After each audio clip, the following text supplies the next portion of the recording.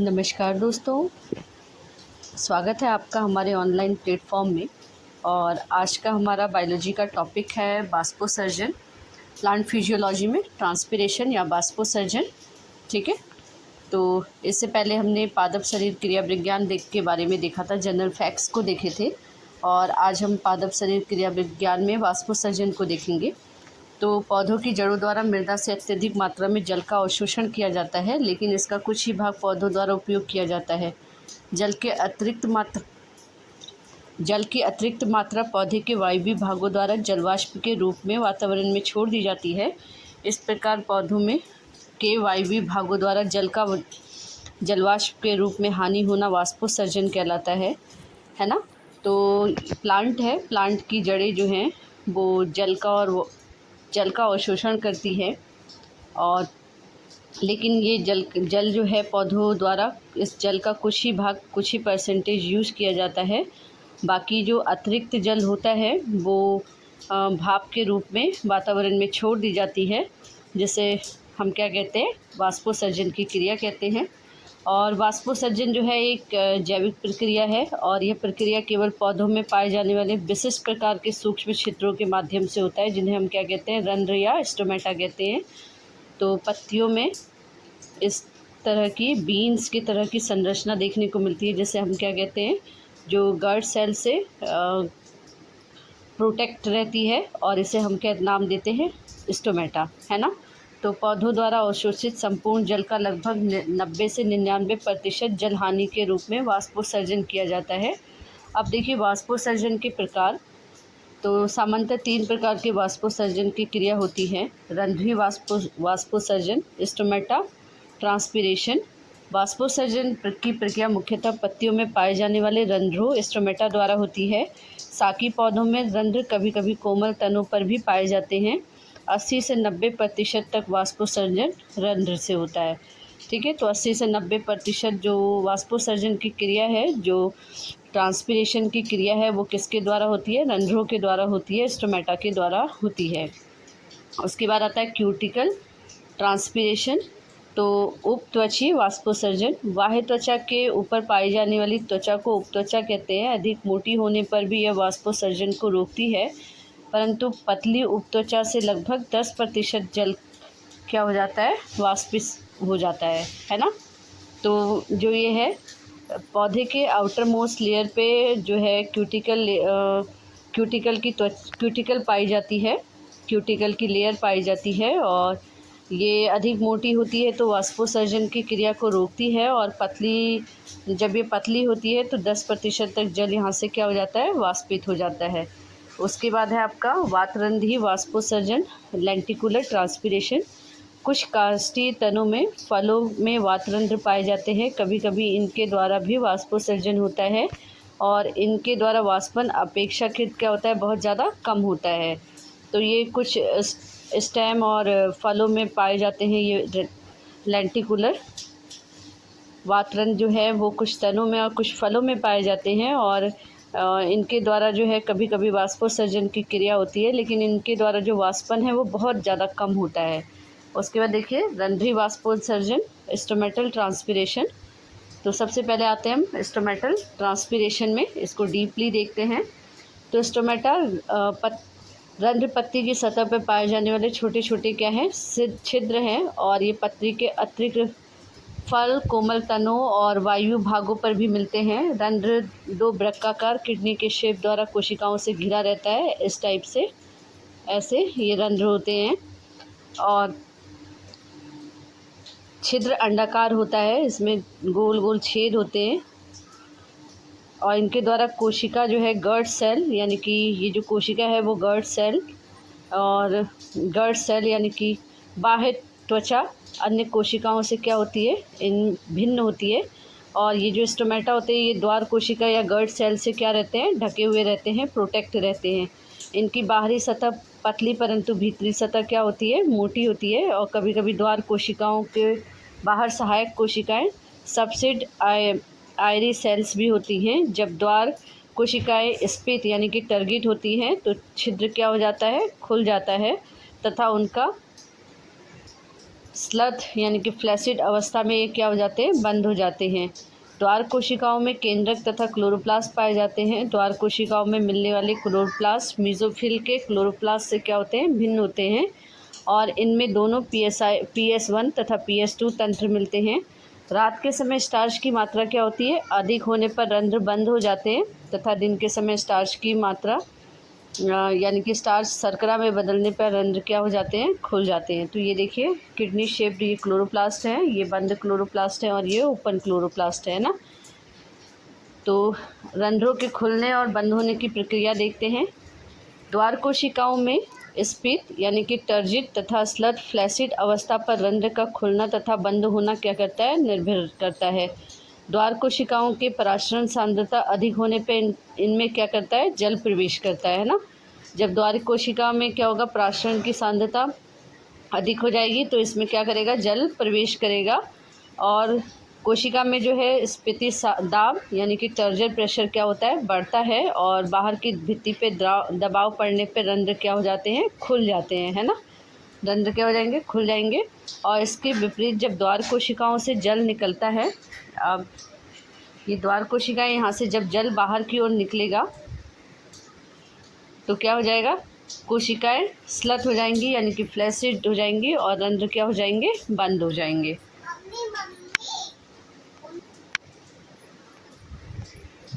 तो रंध्र कोशिकाएं क्या हो जाती हैं, बंद हो जाती हैं। उसके बाद आता है बॉन मोल प्रकाश संश्लेषी सिद्धांत। लॉयड स्टार शर्करा सिद्धांत तथा सायरे पीएच सिद्धांत के अनुसार प्रकाश की उपस्थिति में रंध्र में CO2 की सांद्रता में कमी होने पर द्वार कोशिकाओं का pH बढ़ता है तथा स्टार शर्करा में परिवर्तित हो जाती है। इस परिवर्तन से द्वार कोशिकाओं का पराशरण दाब बढ़ता है जिससे स्फीति दाब वृद्धि होती है और रंध्र क्या हो जाते हैं, खुल जाते हैं। अंधकार में प्रकाश संश्लेषण की क्रिया नहीं होने के कारण CO2 की सांद्रता बढ़ती है एवं pH में कमी आ जाती है तथा शर्करा पुनः स्टार्च में परिवर्तित हो जाती है। इसके द्वार कोशिकाओं में पराशरण दाब और स्फीति दाब में कमी होने पर रंध्र क्या हो जाते हैं, बंद हो जाते हैं, है ना। तो ये खुला स्टोमेटा और ये बंद स्टोमेटा, ठीक है। डार्क रिएक्शन में क्या होगा, जो क्लोरोप्लास्ट है, जो रंध्र है क्लोरोप्लास्ट के, वो बंद हो जाएंगे और लाइट पड़ने पे क्लोरोप्लास्ट क्या हो जाएंगे, खुल जाएंगे, है ना। अब देखिए वाष्पोत्सर्जन की आवश्यकता क्यों पड़ी। तो रसारोहण की क्रिया इसके द्वारा क्या होती है, संपन्न होती है। वाष्पोत्सर्जन से जल तथा खनिज लवणों का अवशोषण होता है। पादप शरीर में निश्चित ताप को बनाए रखने के लिए वाष्पोत्सर्जन की आवश्यकता होती है। फलों का मीठा होना वाष्पोत्सर्जन पर निर्भर करता है। अनावश्यक जल को बाहर निकालना, यांत्रिक ऊतक का निर्माण भी वाष्पोत्सर्जन के द्वारा होता है। वाष्पोत्सर्जन के कारण मूल तंत्र विकसित होता है और वाष्पोत्सर्जन द्वारा लैक्टेज, रेजिन, एल्केलॉइड आदि स्रावी पदार्थों का निर्माण होता है। वाष्पोत्सर्जन से पौधे मुरझाने से क्या होते हैं, बच जाते हैं। अब देखिए खनिज आयनों का स्थानांतरण, ठीक है। तो खनिज आयनों का स्थानांतरण जो होता है जाइलम और फ्लोएम द्वारा होता है। अब ये है पत्ती की अनुप्रस्थ काट, ठीक है। जब आयन सक्रिय या निष्क्रिय उद्ग्रहण से या फिर दोनों की सम्मिश्रित प्रक्रिया के माध्यम से जाइलम में पहुंच जाता है तब उसका परिवहन पादप के तने एवं सभी भागों तक वाष्पोत्सर्जन प्रवाह के माध्यम से होता है, ठीक है। जब ये खनिज आयन जो होते हैं वो जाइलम पे पहुंच जाते हैं तो उनका जो परिवहन है वो पादप में तने में तक और पत्तियों के सभी भागों तक होता है। खनिज तत्वों के लिए मुख्य कुंड पौधों की वृद्धि का क्षेत्र होता है, जैसे कि शिखाग्र एवं पार्श्व बीजभोजक, तरुण पत्तियां, विकासशील फूल, फल एवं बीज तथा भंडारण अंग। खनिज आयनों का विसर्जन महीन सिराओं के अंतिम छोर पर होता है। कोशिकाओं द्वारा विसरण एवं सक्रिय उद्ग्रहण से होता है। खनिज आयनों को जल्द ही पुनः संगठित विशेष रूप से पुरानी जरावस्था वाले भाग में किया जाता है। पुरानी तथा मरती हुई पत्तियां अपने भीतर के खनिज को नई पत्तियों को निर्यातित कर देती है और ठीक इसी प्रकार से पत्तियां पर्णपाती वृक्ष से झड़ने से पहले अपने खनिज तत्वों को अन्य भागों को दे देती हैं। जो पदार्थ प्राय त्वरित संचारित या संगठित होते हैं वे हैं फॉस्फोरस, सल्फर, नाइट्रोजन, पोटेशियम। कुछ तत्व जो संरचनात्मक कारक होते हैं जैसे कैल्शियम, इन्हें पुनः संगठित नहीं किया जा सकता। जाइलम स्राव का विश्लेषण यह दर्शाता है कि कुछ नाइट्रोजन अकार्बनिक आयनों के रूप में ढोए जाते हैं, है ना। इसी तरह से फास्फोरस एवं सल्फर भी कार्बनिक यौगिक के रूप में पहुँचाए जाते हैं। इसके अलावा जाइलम एवं फ्लोएम के बीच के पदार्थों का आदान प्रदान होता है, अतः हम स्पष्ट रूप से अंतर नहीं कर पाते कि जाइलम केवल अकार्बनिक पोषकों का परिवहन करता है तथा फ्लोएम कार्बनिक पदार्थों का, जैसा कि पहले से विश्वास था। कार्बनिक विलयों का स्थानांतरण, फ्लोएम परिवहन। तो पौधों में क्लोरोफिल ऊतक जो है प्रकाश संश्लेषण की क्रिया के फलस्वरूप कार्बनिक पदार्थों का निर्माण करते हैं। अन्य भाग या ऊतक जो क्लोरोफिल के अभाव में कार्बनिक पदार्थों का निर्माण नहीं करते, अपनी उपापचयी क्रियाओं के लिए इस कार्बनिक पदार्थों पर निर्भर करते हैं। प्रकाश संश्लेषी भाग, पत्तियां, जो खाद्य पदार्थों के संभरण का कार्य करते हैं, स्रोत कहलाते हैं, है ना। तो पौधों में जो क्लोरोफिल युक्त ऊतक है प्रकाश संश्लेषण की क्रिया के फलस्वरूप क्या करते हैं, कार्बनिक पदार्थों का निर्माण करते हैं। और क्लोरोफिल के अभाव में ये जो है कार्बनिक पदार्थों का निर्माण नहीं कर पाते हैं, ना। तो प्रकाश संश्लेषी भाग जो है वो पत्तियां हैं, और पत्तियां जो क्या करती हैं, खाद्य पदार्थ को बनाती हैं, और ये क्या कहलाते हैं, सोर्स कहलाते हैं। तथा वे अंग जो उपापचयी क्रियाएं होती हैं इनका संचयन तथा उपभोग करते हैं, जड़, तना, सिंक कहलाते हैं। ये दोनों अंग, स्रोत तथा सिंक, अधिकतर पौधे के एक दूसरे से दूरी पर स्थित होते हैं, इसलिए इनका सक्षम स्थानांतरण होना आवश्यक है।